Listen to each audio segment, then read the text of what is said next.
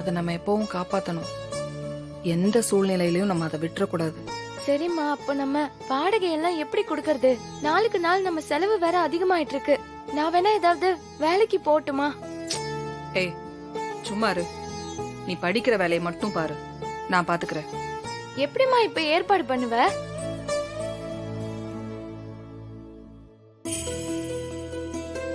இப்ப என்ன செய்யறது? எப்படி இரு வரேன். வாடகை கொடுக்கறது?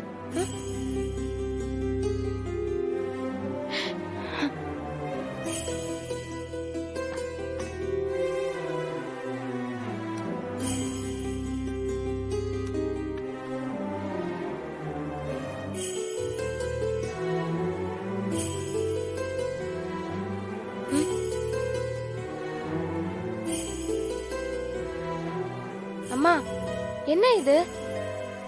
3 கிராம் மோதிரம்டி. இது ஏதுமா? வீரா +2ல மார்க் எடுத்ததுக்கு பாண்டியன் வாங்கி கொடுத்தது. அவ வளர்ந்ததும் சைஸ் சின்னதாயிடுச்சுன்னு போட்டுக்காம கழட்டி வச்சுட்டா.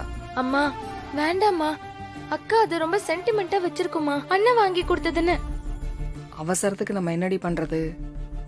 இப்ப இதை அடமான வச்சு பணத்தை வாங்கி முதல்ல வாடகையை கொடுத்துடலாம், அப்புறமா திருப்பிக்கலாம். இப்போதைக்கு சமாளிப்போம்.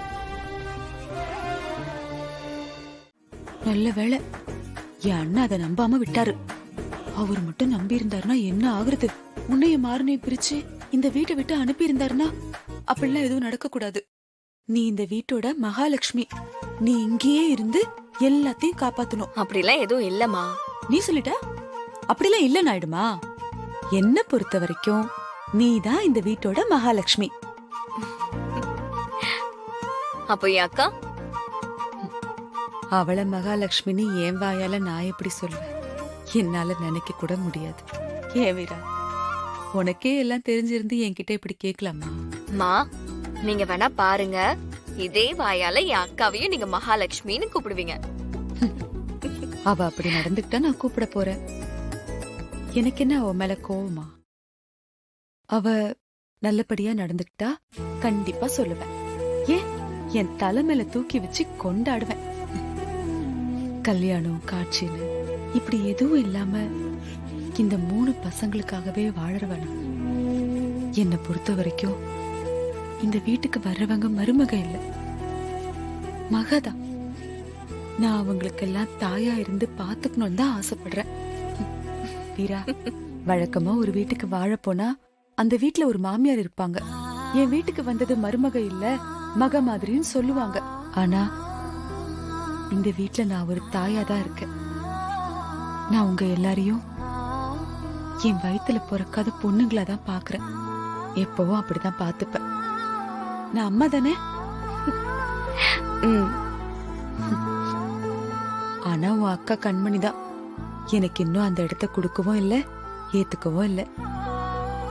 மா, அதை விடுங்க. அவளுக்கு இப்ப புரியல, அவ்வளவுதான். ஆனா அவ கண்டிப்பா புரிஞ்சுப்பா. அந்த நம்பிக்கைய நான் உங்களுக்கு தரேன். அந்த நம்பிக்கையில தான் நான் இன்னும் எதையும் வெளியில சொல்லல வீரா. உனக்கு நான் சொல்ல வேண்டியது இல்ல. நீ என் மாறன நல்லாதான் பாத்துக்கிற. இருந்தாலும் அந்த ராஜேஷம்மா இருக்காங்கல்ல, அவங்களும் உன் அக்காவும் அப்பப்போ தனியா கூடி கூடி என்ன பேசிக்கிறாங்க தெரியுமா? என்ன பேசிக்கிறாங்க? நீயும் மாறணும் நிஜமாவே சந்தோஷமா இல்லையா? சும்மா எங்க எல்லாருக்காகவும் வெளியில நடிச்சுக்கிட்டு இருக்கீங்களாம். டவுட்டா இருக்கு டவுட்டா இருக்குன்னு அப்பப்போ பேசிக்கிட்டே இருக்காங்க. அந்த டவுட் எல்லாம் கிளியர் பண்ணணும்னா நான் ஒரு குழந்தைய பெத்து கொடுக்கணும், அதானே? எப்படி கரெக்டா சொல்ற? இது எத்தனை தடவைமா சொல்லுவீங்க? எத்தனை தடவை சொன்னாலும் அது நடக்கணும்னு எனக்கு ஆசை இருக்கும்ல. நடக்கணும் வீரா. வீரா, இந்த வீட்ல ஒரு குழந்தை பிறந்து தவழ்ந்து விளையாடி எத்தனை வருஷம் ஆச்சு தெரியுமா? கடைசியா மாறந்தான் இந்த வீட்ல பிறந்தா. இப்போ முதல்ல மாற குழந்தைதான் பிறக்க போகுது. அத நினைக்க நினைக்க எனக்கு அவ்வளவு சந்தோஷமா இருக்கு. அம்மா, அதெல்லாம் நடக்கும் போது நடக்கும். நடக்கணும். ஆமா, காஃபி யாருக்கு போட்டு வச்சிருக்க? காஃபி வேற யாருக்குமா போடுவேன்? எல்லாம் உங்க மருமகனுக்கு தான். மாறனுக்கு அவனுக்கா ம் அவனுக்கா இவ்ளோ பால சுண்ட சுண்ட காய்ச்சி கள்ளி சுட்டு மாதிரி போட்டு வச்சிருக்க? ஆனாலும் உனக்கு புருஷன் மேல ரொம்ப தான் பாசம். இப்படிதான் இருக்கணும். வீரா, அடிக்கடி மாற என்கிட்ட என்ன தெரியுமா சொல்வா? உன்ன மாதிரியே என்ன கவனிச்சுக்கிறதுக்கு ஒருத்தி வருவா பாரு அப்படின்னு சவால் விடுவான். இப்ப நீ வந்துட்ட, அப்ப இனிமே எனக்கு இந்த வீட்ல வேலையே இல்லைன்னு சொல்லு. இல்ல என்ன கண்மணி, சமையலா பண்ணு. உனக்கு எதுக்கு வீரா இந்த வேலைலாம்? என்ன வேலை? நீ எதுக்கு இவ்ளோ கஷ்டப்படணும்? அந்த ஜோசியர் தான் அவ்ளோ சொல்றாருல, நாங்கெல்லாம் உனக்கு எதுவும் ஆயிடுமோன்னு பயந்துட்டு இருக்கோம்டி. நீ ஏண்டி எங்க சொல் பேச்சே கேட்க மாட்டேங்கிற? எனக்கு நல்லது சொன்னா நான் யார் பேச்சு வேணாலும் கேட்பேன். மத்தபடி இந்த மாதிரி முட்டாள்தனமான விஷயம்லாம் நான் நம்ப மாட்டேன்னு உனக்கு நல்லாவே தெரியும். இது முட்டாள்தனமா உனக்கு? அவர் இதுக்கு முன்னாடி நடந்ததெல்லாம் எவ்வளவு அழகா சொன்னாருன்னு நீயே பார்த்தல்ல.